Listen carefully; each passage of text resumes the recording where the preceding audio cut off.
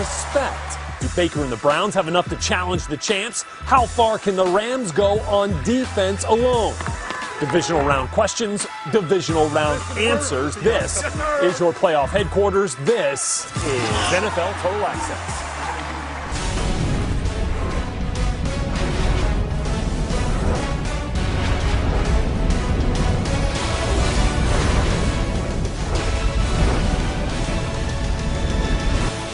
Hello, everybody. Welcome to NFL Total Access. I'm Brett Lewis, and we are fired up that we are now 48 hours away from kicking off the divisional round of the playoffs. One that could begin with some snow up in Lambeau and will end with some fireworks down in the Superdome. The History Channel game, right, with Brady and Breeze.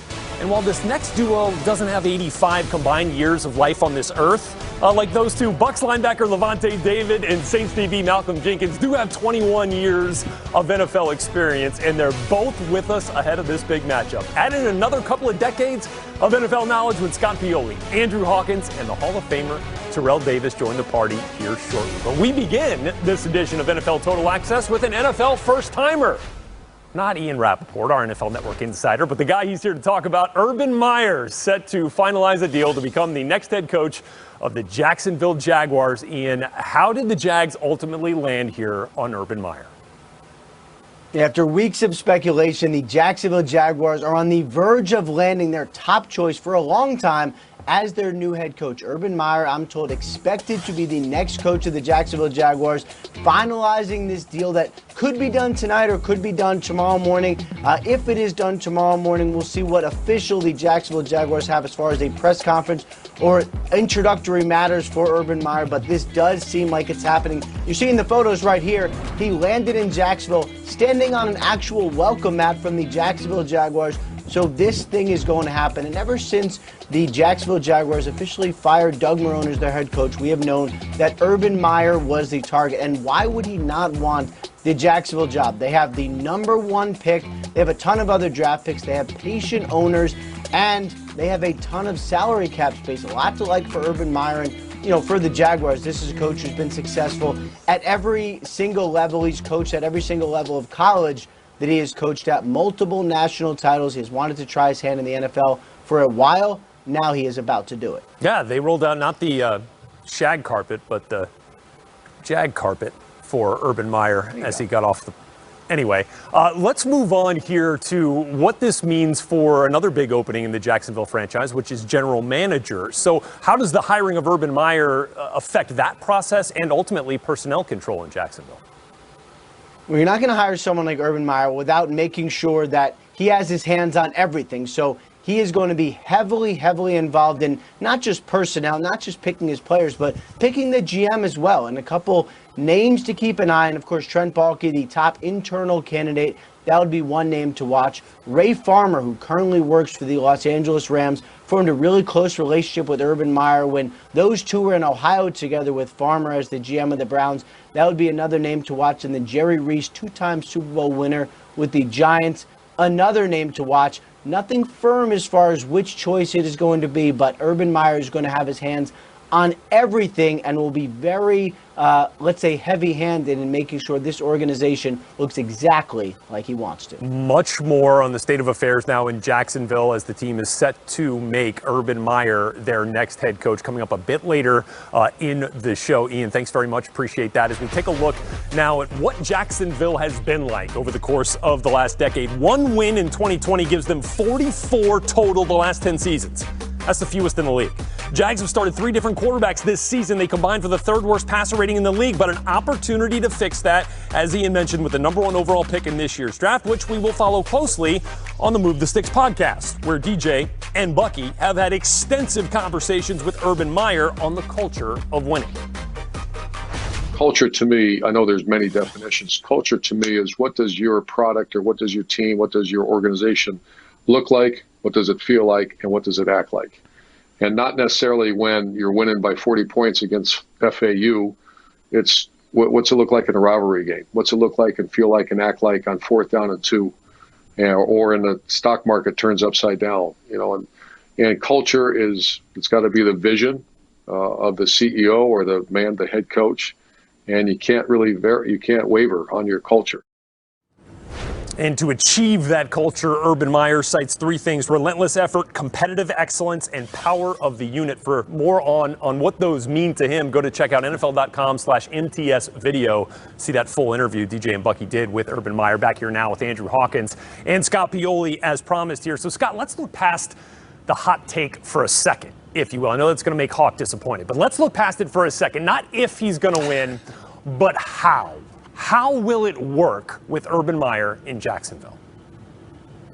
Rhett, it starts with just the simple fact that he is an excellent football coach and he's a tremendous leader. So those things are going to lead him to a place where he's going to get players' attention. The other important thing is the fact he knows exactly what kind of players he's looking for in terms of their personal makeup that is going to fit his personality, but he also knows what to look for in terms of matching his scheme. Again, major college football programs that sustain winning, like Urban's program did, have a process. They have a plan and they know exactly what they're going to do. And back in 2013, after I had been fired by the Chiefs, I spent about a week up at Ohio State in Columbus. I stayed with the Vrabels because Vrabel was coaching the defensive line, and I spent about 4 or 5 days every day with Urban, and I saw how he ran that program. I saw how he taught. I saw how he coached. I saw how he motivated, and he is just, again, a tremendous leader of very good talent. So I really think there's a lot of reasons that this can work out very, very well for Urban Meyer and the Jacksonville Jaguars. I mean, you're going to hear it over the course of the next few weeks. He's won everywhere. One of just 3 coaches in college football that have won national championships at more than one school. But Hawk, if it doesn't work, we have to assess that possibility as well, right? So what will the biggest challenge for Urban Meyer as he's making his foray now into the NFL coaching world? I think his biggest challenge is the same one of every rookie. It's transitioning from college to the pros. Like he's one of the best college football coaches of all times, but as they say, it's not the X's and the O's, it's the Jimmys and the Joes. And he had the ability to recruit some of the best talent around the country and have his pick of the litter. That's not how it works in the NFL. So that's one obstacle. The other obstacle is getting used to an NFL locker room. And a lot of these players are players that, yes, he's coached college guys that have obviously gone on to the NFL, but people change over time. Dealing with my son at 16, I'm sure is going to be different than dealing with him at 8. And these are grown men. And being able to command a room, and as much business-like as he is and as much control as he has over his programs, these aren't impressionable 19 and 20-year-olds. There's guys in this locker room who will make more than him. They will buck back. And how he's able to kind of morph his system and his philosophy to fit the NFL guys will be a telling sign of how he does going forward. So that one of the biggest challenges. One of the biggest questions now moving forward is one we'll have to get to over the next few weeks is, does his background at Ohio State and knowledge of what Justin Fields has meant to that program perhaps mean for maybe the Jags looking that way instead of Trevor Lawrence at number 1? But that, of course, a question for another day. Let's get to another elite quarterback already in the league, now 21 years in the league. Tom Brady, you go back to week 9 in Tampa, he threw 3 picks. The Bucs rushed for a grand total of 8 yards and ultimately fell to the Saints 38-3. Now, this offense has come a long way since, one of the most productive end-of-season stretches of Brady's career, but he is still very aware of what caused them problems in both matchups against the Saints previously this year. So many great players. Their defense is phenomenal. Top 5 defense basically in every category. Great rush, great cover linebackers. They blitz well. A lot of continuity in the secondary. A lot of ball hawks in the secondary. They've been one of the top teams in the league for a long time, and they've had some tough playoff losses, that are real fluke plays. But other than that, there's not a lot of bad about this team. They're pretty spectacular.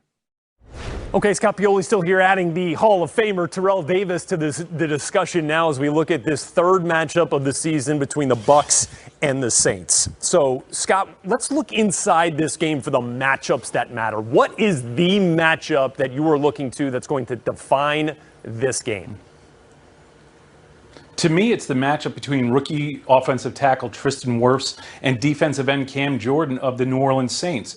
Wirfs was one of the top tackles picked this year. He was my favorite tackle coming into the draft, and he has come in and helped them become the 4th best team in terms of letting up sacks. Tristan Wirfs has been a very good player. Now, in the 2 matchups so far this year against the Saints, he had some matchups against Cam Jordan, and Cam Jordan really didn't have that much production.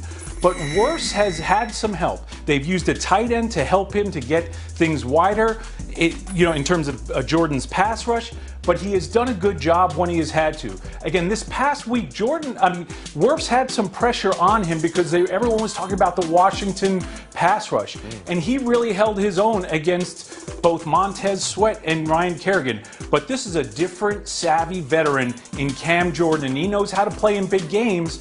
And I really think this is going to be a key matchup today. TD, what's your matchup?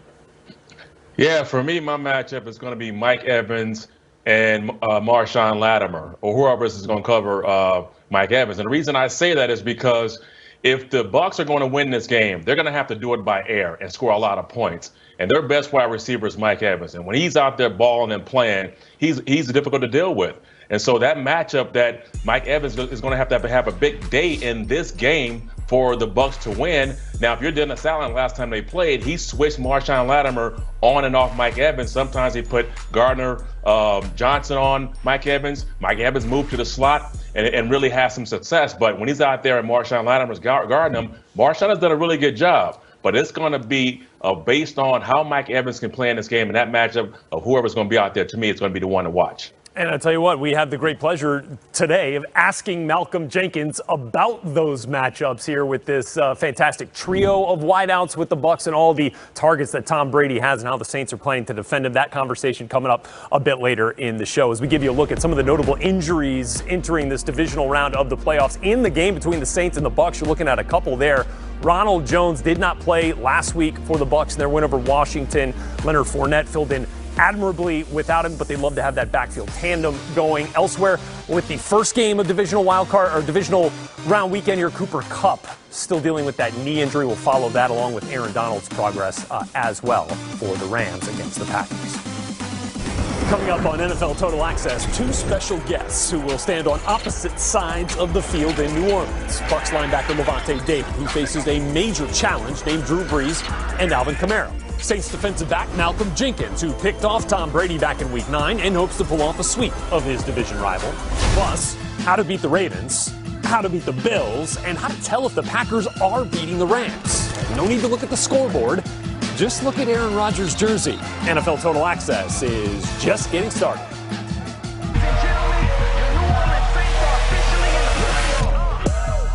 Nation ready to do this. We riding with Drew Brees and you know this. The only thing left is to prove this. Taysom Hill held it down when Drew was out. Now it's time to get back to it. A few things that you should know. New Orleans, who we do it for. Second thing is win comes for L's as far as losing go. It's about now. I couldn't tell you how the future go, but Sean Payton got his eyes on his second Super Bowl.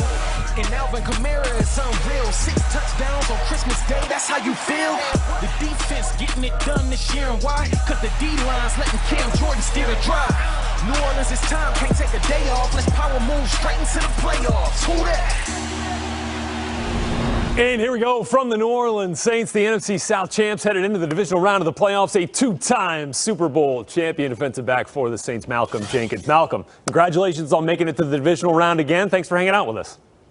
I appreciate you having me. No, of course, man. And look, let's get right to it, right? It's round 3 for you guys against the Bucs here, but this team, at least to us, feels a little bit different right now than the team that you guys dismantled back in Week 9. In your prep this week, what have you noticed about maybe the biggest change in this offense here the last few weeks for Tampa?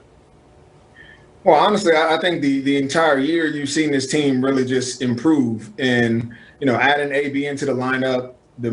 You see that he's a lot more comfortable. Gronk has come on. Early he didn't really get too many balls. Now they figured out how to get him involved, and he's making plays down the field. And you just see Tom really being clean in the pocket and making plays down the field. And if you look over the last few weeks, they have been close, in the high 300s, close to 400 yards passing, pretty consistently. So I think the offense is balanced enough where they're running the ball, a good amount, but the plays and shots downfield, they're doing a great job of just executing and getting those big plays, getting those matchups that they want. And obviously Tom knows what to do with football. Well, matchups are big, right? And I think we probably get a little bit more caught up in that than maybe you guys do at times. Like, oh, it's going to be Lattimore versus Evans. It'll be, Jenkins versus Godwin or versus AB. How do you look at it when you've got a trio of guys like that? And then you throw Gronk or Scotty Miller in there too. When you've got so many different things that you have to defend in a game like this. Yeah, I mean, it does become about matchups, right? And because there's too many guys on the field that can win for them to double team everybody. Right. So somebody at the end of the day is going to have to win their one-on-one matchups, whether that's, on the D-line, and that's one of the things that I think has helped us in the past is the play of our D-line, getting after Tom Brady and not having to send, rushers or blitzes, and you can put more resources to coverage. Because they've got, a ton of receivers, tight ends that can really win. But it's going to come down to one-on-one, matchups. That's what it came down to before. In the game before that, we're going to have to win those against a really, really good receiving core, some really solid tight ends, and obviously Tom Brady, who's playing, really, really hot right now. On that note, Malcolm, you're one of the few guys in this league that can say that you've beaten Tom Brady in the biggest game of the season back in Super Bowl 52, right? So, describe for us, though, what it takes to beat a guy with that kind of experience and that kind of success on this stage. Well, it definitely takes discipline, because he's somebody who's seen it all. You're not really going to fool him. So it's not about, who can come up with a new scheme to fool the grades, like who can execute and do the simple things, better. And that's what we did, earlier in this year. That's what's got us to this point. And we really don't plan on changing that. It's just how do we execute the plan that we come in, that we think we have and win those matchups. But you go into an understanding that Tom Brady, one, is going to make plays, and then two, is always in the game. So you got to finish it out. We've seen him, be dominated for a half and then come back and will his team to victory. So we're going to have to play a full game, complete game too. Well, Malcolm Jenkins, we certainly appreciate your time, my man. Good luck to you on Sunday evening. Looking forward to it. I appreciate it. This is the first time ever that we've launched the Fan of the Year contest to celebrate all of you as extraordinary fans. 35,000 submissions we got. What? Yeah, man. Wow, are you serious? Holy crap! Now more than ever, I think we all want to honor you, and we want to thank you for being what we think is the lifeblood of the NFL.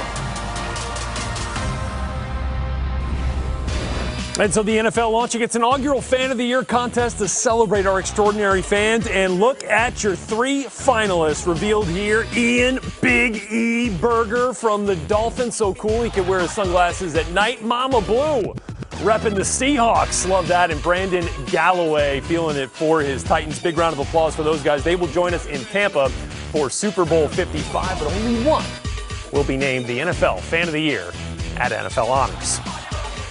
Well, among the remaining 8 teams, the Cleveland Browns may have the best story. So much joy, so much relief after an agonizing, sometimes embarrassing playoff drought. And it's a story that could become legend if they get past the chance. Can they do it? Sure. How they can do it is next. Total Access, where Urban Meyer currently is in Jacksonville meeting with the Jaguars about the head coaching vacancy, expected to finalize a deal to become the next head coach of the Jacksonville Jaguars soon. Winner of 3 national titles on the college level, this would be his first NFL job. All right, let's look at some of the players who have found success on the NFL level, having played for Urban Meyer. The list is long and plentiful. You got Joey Bosa there with the LA Chargers. His brother Nick Bosa, of course, as well, those 2 edge rushers. You go all the way back to Alex Smith, the 03-04 season, coming as the #1 pick when Urban Meyer coached him at the University of Utah. And now let's get back to Daniel Jeremiah and Bucky Brooks, who had a chance to talk to Urban Meyer a few months ago about what his coaching philosophy is and what he would bring to a new team. Coaching to me is getting people to do the unthinkables, the hard. A guy that can teach a guy how to throw a corner route or catch a touchdown pass, that, Donald Duck can do that. Can you teach the toughness and demand the toughness? To me, that's a great coach. And that's got to be a part of your culture, because the game will I got news. I don't mean to disappoint some of these people that think that throwing the ball is the only way to win. I see some of the hires in the NFL, and I see some of the, to me, it's almost a disrespect to the game of football. Football is about love, it's about toughness, and it's about team. Well, Kevin Stefanski loves the way his team played on Wild Card Weekend, getting that first playoff win. He returned to the Browns facility today for the first time since testing positive for COVID-19. Reflecting on his time isolating while battling the virus, he said the walls were closing in on him at times, although he and his team continue to welcome the challenges this unique season brings. I hope we take all of these experiences and these learnings and make us better for it. And I really say that going back all the way to the spring. I mean, things have not been normal for us or any team out there, or really, frankly, any person out there. So I hope we're learning from them and getting better from all these experiences. The way we play and the brand of football we play, we've shown throughout this season. And regardless of the coach that's out there, regardless of the player that's out there, that won't change. All right, back here now with Andrew Hawkins and Terrell Davis. And Hawk, we were sitting here on this very show a week ago today talking about what lied ahead for the Browns here in this first playoff game in a couple of decades, right? So now that they've gotten over that hump, they got the win, came against the Steelers. What's the mood among Browns players and coaches and within that organization right now? They're all thinking, why not us, right? They got over that hump last week, and I hope people realize how big of a hump that was for this Cleveland organization and these players to beat the Pittsburgh Steelers, a Steelers team that was 11-0, and they were at full strength. So now the players really truly feel optimistic about their chances going against the Kansas City Chiefs. We talked earlier about the Jaguars and hiring Urban Meyer and trying to change a culture. And I think we're seeing a living example of that in Cleveland with the players they have now, with Jarvis Landry, with Myles Garrett, Joel Bitonio, Nick Chubb, Kareem Hunt, Denzel Ward. These are players that always feel like they have a chance to win. They understand the talent that they have, and they can roll with the punches and fill in the gaps wherever necessary for this team. So they absolutely feel optimistic, and this week they understand that nobody's giving them a chance, and I'm hoping that it means they'll play that much more loose, and we'll see another great performance by this Cleveland organization. So it's a familiar feeling for Browns fans. Doubted again, underdogs again, going up against the defending Super Bowl champions. Hawk, so how do they go into this game and actually pull off a win? What is the most important thing that they have to do to make that happen? They have to establish the run, and I know that's so cliche, and everybody says that it's the key to winning every game. But here with Cleveland, other teams have tried to keep away from Pat Mahomes, keep him off the field, beat clock, and they can't do it. The reason why the Browns can is they have the best backfield in the National Football League. They have the best offensive line in the National Football League, and definitely left in these playoffs. And lastly, the Chiefs are 31 against the run. This is a perfect matchup for them. They have the ability and opportunity to impose their will and keep the best football player in professional football, and Patrick Mahomes, off the field as long as possible. Well, the team they're playing has a unique opportunity, one that has been few and far between in the annals of NFL history as we look at back-to-back Super Bowl champions. You go back, all the way, you can talk about the Packers, right? We can talk about the Chiefs. We're talking about the Chiefs here, but trying to do something that the Broncos did, that the Cowboys did, that the Niners did in the late 80s. And, of course, the Patriots, the last team to do it, 03, 04. But, TD, you were a part of that Broncos dynasty there in the late 90s. What does it mean to repeat? How do you do it? And what's standing in the Chiefs' way here? It's extremely difficult to do. It means a lot. As a matter of fact, I remember the Patriots going for 2-2. No disrespect, Scott Pioli, but I didn't want them to win the back-to-back because we wanted to keep that, that back-to-back thing going so we could be the only team that said that in the last 20 years. However, the challenge for the Chiefs is plenty. But the one thing that I'm looking at that is their major challenge right now is the fact that they start their game super slow. And they have this idea that they can just flip a switch when they want to. And we've seen this at the end of the season. And we've seen this all the way going back to last year's postseason when they were down by 10 points in all 3 playoff games, that they finally find a way to wake up and then come back and beat you. I just think that if they play the Browns and they think they can flip a switch against this team, there's going to be a day that their light bill is not paid. And that switch won't come on and when they try to flip it. So for me, the Chiefs have to get out to a fast start, get their confidence back. Even though people say, why do they need confidence? They need to prove to themselves that they can go, wire to wire and be a high-flying team. If they do that, they're going to be okay. But my concern is that they tend to wait and then flip a switch. Yeah, I mean, there's a reason it hasn't been done in almost 2 decades, right? Patriots last ones to do it 03, 04. TD knows what it takes right there with his time as a Denver Bronco. All right, looking at what the road to the Super Bowl looks like this weekend. It'll start with the Packers joining the playoff party after getting the bye week last week, taking on the Rams. The coaching tree there with Sean McVay and Matt LaFleur. And then we'll see the 2018 QB class on display. Lamar Jackson and the Ravens and Josh Allen in the Bills. And, of course, we mentioned the Browns and the Chiefs. And how about round 3? Bucs and Saints. That's how we finish on Divisional Weekend. Hey, streaming tomorrow is the latest episode of Total Access, the Locker Room podcast. New episodes dropping every Wednesday and Friday on Apple, Spotify, and all your favorite places to find podcasts. In the latest episode, Brian Billick and D'Angelo Hall talk about adapting the constant changes in the not-for-long league. This week on Total Access, the Locker Room. As a player, you see good players, maybe for legitimate reasons, go out the door. How does that affect you that you're still here? And yet I say, hey, that's a good player, can help us win, and he's no longer here. What are we doing here? It was times that I was considered a number 1 corner, and I was still going in there advocating for another number 1 corner. Why?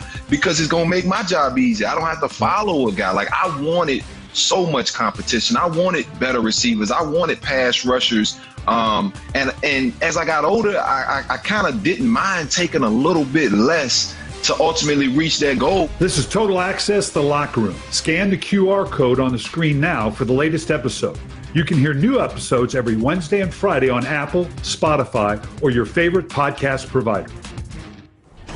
NFL Total Access is your official NFL playoff headquarters. Friday, it's your official divisional round playoff guide. We've got game picks, score predictions, stat projections, and upset alerts. All week we've talked about what could happen. Friday, we'll tell you what will happen. But first, why the top seed Green Bay Packers are in trouble.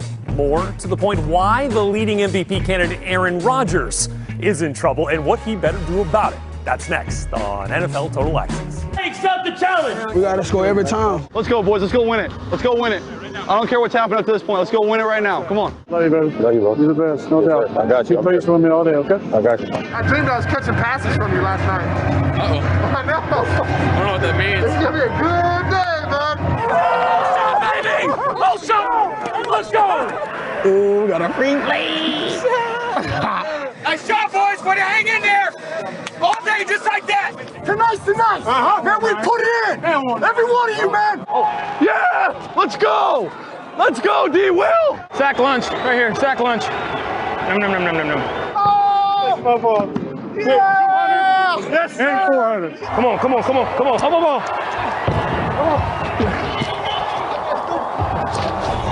A glimpse of the divisional round quarterbacks that you will see in less than 48 hours as we welcome Scott Pioli, Terrell Davis back here. Let's take a look at a couple of the quarterbacks in this matchup here. You got Jared Goff and the Rams that we are expecting to see go up against Aaron Rodgers and the Packers. And here, Terrell Davis, as you look at the Rams, what is the key for them to go in there or rather for the Packers to go in there and knock off the Rams at home at Lambeau? Well, for me, the key is that the Packers' offensive line, and minus David Bakhtiari, their Pro Bowl left tackle, is not there. They're going to have to keep the Rams' defense at bay and keep Aaron Rodgers clean in the pocket. That is a tall task to do with a defense that has 53 sacks. They've got 4 guys on their team with 5+ sacks. They're relentless when you watch them on film, and it's all led by Aaron Donald. So for me, if the Packers can somehow get Aaron Rodgers clean and let him get out the pocket and make some plays like that, they have a chance. But if they don't, this could be a very long day, like the game you showed right there where they played the Bucs, where the Bucs defense got off Aaron Rodgers. They got to find a way to have answers for that defense. TD, I couldn't agree with you more, but that is a tall order for the Packers offensive line. And, you know, everyone knows about Aaron Donald and what a great defensive lineman he is, probably, arguably, or undoubtedly the best in the National Football League. What Brandon Staley, the defense coordinator, does a great job of is moving Aaron Donald around to different spots on the defensive line. He's got a lot of defensive linemen in terms of Brockers, Fox, Joseph Day, and oh, by the way, in sub situations, they've got Leonard Floyd. What he does is he moves those players around once he feels and senses in-game mismatches. And Brandon Staley does a tremendous job of keeping the players fresh, rotating them, but also, again, knowing where the mismatches are, and that makes it, and is going to make it even more difficult for the Packers' offensive line. Like I said, a really tall task. Yep, the Rams have done a fantastic job creating pressure in Brandon Staley's first year as the defensive coordinator. Pressure's on, I guess, as we look at our next matchup here for the 2018 QB class to show up on divisional weekend here on Saturday night. You got Josh Allen and Lamar Jackson, both first-round quarterbacks that year, and we'll see them going head-to-head here. And TD, what do you feel like the key is for this Bills team to get past the Ravens? Well, the key for me are the Bills linebackers, and that's Matt Milano and Tremaine Edmonds. They have got to be superstars. And what I mean by that, they've got to play out of their minds because their assignment is going to be difficult. You know, when you're going up against the Ravens as a linebacker, there is a lot of things going on, a lot of confusion. They try to put you in very difficult situations where your eyes are probably deceiving you. And I think the most important thing is once Lamar Jackson breaks the pocket, which he will, you've got to be able to go up there and make tackles one-on-one in open space and be able to limit his damage as he starts to run. So if they can do that with those linebackers, their assignment is going to be a lot to handle. But if they can come out of this game with short tackles and making sure that they limit the explosive plays, then the Bills would have a good chance of winning this game. TD, I agree with you 100%. That's what they've got to do. But I'm not sure they're going to be able to do it. I don't know how you slow Lamar Jackson down. Again, his incredible and dynamic speed is really it's a mismatch for everyone, but against the Bills backers and some of their players, I think this speed is going to kill. One of the things that we saw last week that happened with Lamar Jackson was not only his athletic skills, but he got confidence last week. And a confident Lamar Jackson, you know, combined with these skills is going to be a real problem. Again, he's the most dynamic player in the league right now, the most dynamic quarterback. So I think this is, again, another very tall order for the Buffalo Bills defense. Yep, no question. I mean, that that 48-yard touchdown run was an absolute game changer against the Tennessee Titans. Guys, thanks very much. We got to get to some breaking news here on NFL Total Access. Bring in our NFL Network insider, Ian Rappaport. Ian, we've been talking about it all day. Do the Jaguars officially have a new head coach? Urban Meyer, now the official new head coach of the Jacksonville Jaguars, just coming down in the last couple seconds. This courtship, which has lasted several weeks, included the firing of Doug Marrone, is now over and final. Urban Meyer, officially the head coach of the Jacksonville Jaguars, just got a statement from owner Shad Khan calling this a great day for Jacksonville and Jaguars fans everywhere. He said Urban Meyer is who we want and need, a leader, winner, and champion who demands excellence and produces results. As Khan continued in this statement, while Urban already enjoys a legacy in the game of football, few will ever match college football, obviously. His passion for the opportunity in front of him here in Jacksonville is powerful and unmistakable. Owner Shad Khan finishes his statement, I am proud to name Urban Meyer the new head coach of the Jacksonville Jaguars, agreeing to terms a couple minutes ago on a multi-year deal. Urban Meyer back in the state of Florida and now finally in the NFL. 90 miles away from Gainesville, where he won a pair of national championships leading the Florida Gators, and then a few years later would win one in Columbus as the head coach of the Ohio State Buckeyes. What do you get the sense is on the priority list here for Urban Meyer now that this deal is officially done, Ian? Well, there's still so much to do as far as Urban Meyer just settling into Jacksonville. I know we have staff questions. Who's going to be his offensive coordinator? Who's going to be his defensive coordinator? I was told to look to college football for a lot of his hires, which would make sense. That's where Urban Meyer has made his name. That's where he's lived for the last several decades. So we will see on where he finishes out his staff and how he fills it. And, of course, the Jacksonville Jaguars still need a general manager. That expected to be someone with Urban Meyer's fingerprints all over it. Some names we've mentioned. Trent Baalke, the current interim GM for the Jacksonville Jaguars. He is someone who will get consideration. Ray Farmer, who got to know Urban Meyer pretty closely when the two were in Ohio. That would be another possibility. Jerry Reese, the two-time Super Bowl winning GM of the New York Giants. He is another one to consider. A lot to get to, but the most important piece of this just was official and finalized by the Jaguars. Urban Meyer, the next head coach of the Jacksonville Jaguars. Ian Rappaport giving us the news. Thanks very much, Ian. Appreciate that. And as we continue to assess what this means for the Jaguars and for the AFC South in general, as the Jaguars have their new head coach, let's bring in Andrew Hawkins and Scott Pioli. Guys, we talked about this a little bit already, but Scott, just your initial reaction of this courtship and why the Jaguars felt like Urban Meyer was the right guy. Yeah, I'm excited for Jacksonville because they've got one heck of a good football coach. And as we heard earlier, Urban is the CEO. He knows how to be a CEO. He knows not only how to coach, which is important, but he is a tremendous leader of his assistant coaches and the total program. Urban has a system, he has a process. He's going to bring that to Jacksonville, but I also think he's going to be smart enough to bring some NFL people around him that can help him fill in some of those gaps. But the bottom line is the Jacksonville Jaguars have a tremendous football coach who not only knows scheme, he knows how to lead, and he knows players. So this is a very, very good day, I believe, for the Jacksonville Jaguars. Yeah, and I think him getting those NFL coaches around him and people with that experience will be super important because it is going to be a little bit of a different beast, not just from going from college to the NFL, but also trying to change the culture of a place that is used to losing. Trust me, I played for the Browns. I've been in that. I've seen how hard it is, and we had new coach after new coach come in and preach toughness. And what would happen is the veteran players would be like, toughness, wow, we never thought of that. Everybody says that when they come in the door. So being nuanced, making sure you're starting from the ground up, getting the GM, getting the coaches around you, making the right decision at quarterback will be pivotal for what this looks like a couple years down the line for the Jacksonville Jaguars. Guys, I want to bring Ian Rappaport back in here real quick. Ian, what more do you have to add here as Urban Meyer now becomes official as the head coach in Jacksonville? Yeah, and first of all, this wait, which we've had for Urban Meyer, really has lasted several weeks. I mean, we've known that he was the top target for the Jacksonville Jaguars really since before they fired Doug Marrone. No real surprise there. There were several key candidates who also interviewed for the Jaguars who now know that they are not getting this job, considered to be one of the top jobs on the market. Robert Saleh, for instance, interviewed for the Jacksonville Jaguars. Obviously not getting this one now. He has a second interview with the Los Angeles Chargers. That's going to be tomorrow. Eric Bieniemy, another name interviewed for several openings. Raheem Morris, another name interviewed for several openings as well. So the Jaguars is now done. You begin the dominoes of trying to figure out who is going to be the next head coach elsewhere.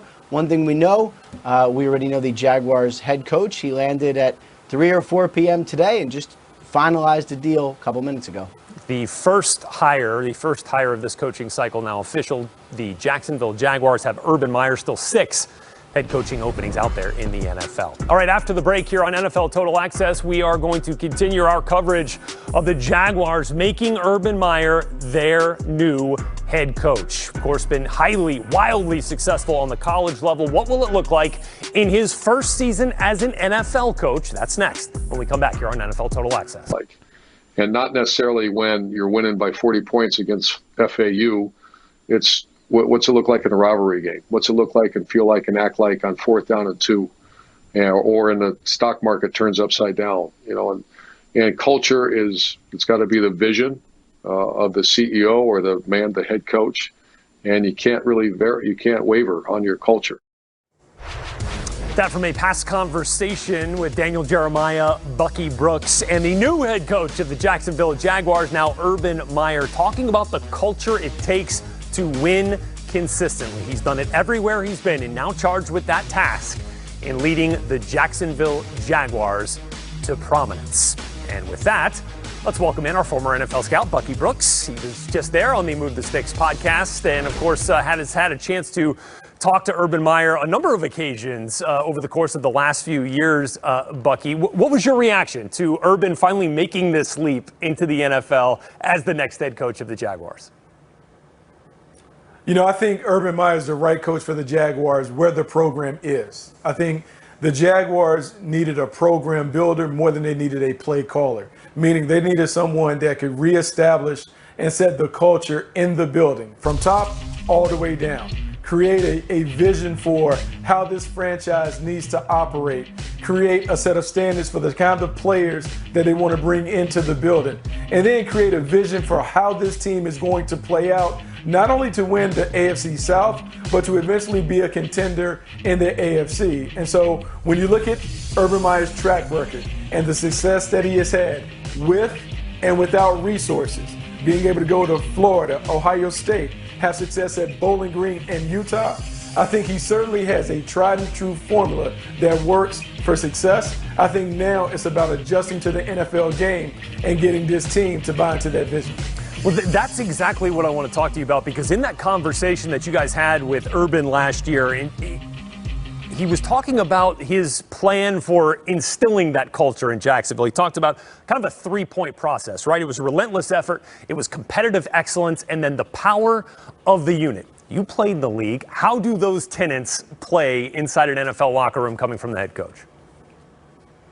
Oh, I think it plays very, very well. I know a lot of people will talk about, coaches can't come in and do that college rah-rah thing. But when you hear the most successful teams, they talk about operating as a family. They talk about competing every day as if it's your last, every play as if it's your last play. And then they really try and get everyone to play as hard as you can for as long as you can, because that's what this game is about. And so when Urban Meyer stands in front of the room and he has a resume of success, and I know that he will have to convince some